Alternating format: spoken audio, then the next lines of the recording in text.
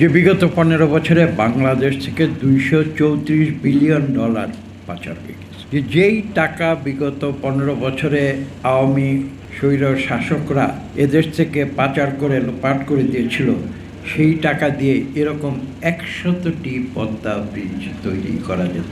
যে বিগত 15 বছরে স্বৈরাচারী আওয়ামী লীগ বাংলাদেশের অর্থনীতিকে সম্পূর্ণ ফোকলা করে দিয়ে, সম্প্রতি আপনারা দেখেছেন যে বিলেতে অত্যন্ত বিশ্ববিখ্যাত নামি দামি একটি পত্রিকা তারা একটি রিপোর্ট করেছে এবং সেখানে তারা উল্লেখ করেছেন যে বিগত 15 বছরে বাংলাদেশ থেকে $234 বিলিয়ন পাচার হয়ে গেছে। 1 টাকা 2 টাকা নয়।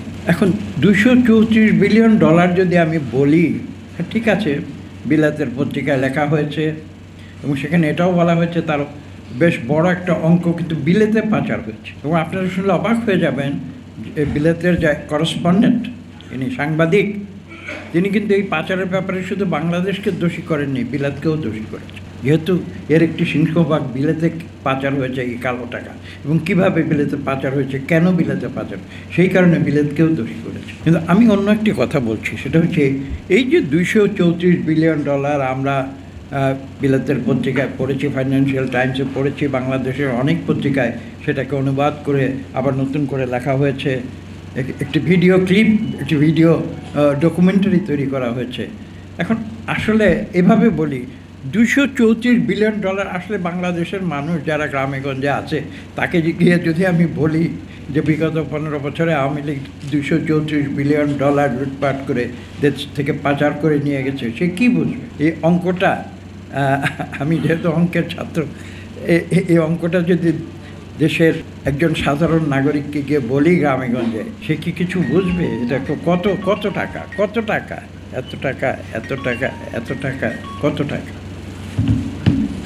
তো সেই কারণে আমি একটু সাধারণ যে বাংলাদেশের দরিদ্র মানুষ, যারা খেটে খাওয়া মানুষ, তাদের উপলব্ধির জন্য আমি একটু সহজ বাংলায় বলি, যে পরিমাণ টাকা লুটপাট করেছে বিগত 15 বছর $234 বিলিয়ন, এটার পরিমাণ আসলে আপনারা জানেন যে বাংলাদেশে একটা বিরাট পদ্মা ব্রিজ আওয়ামী লীগ সরকার তৈরি করেছিল।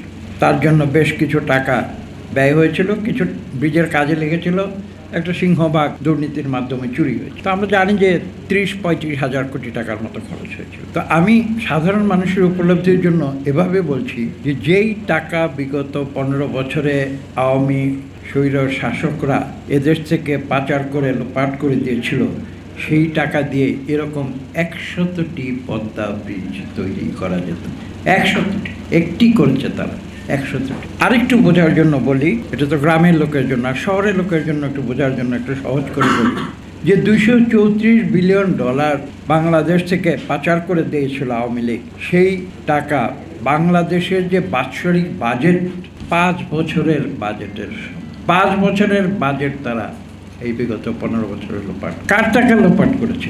এই দেশের দরিদ্র খেটে খাওয়া মানুষের, তাদের নিজের টাকা নয়। সেটাই হচ্ছে বাস্তবতা, এবং এই বাস্তবতা বাংলাদেশের মানুষকে সত্যিকারভাবে বুঝতে হবে, শুধু অঙ্কের হিসাবে বুঝবে।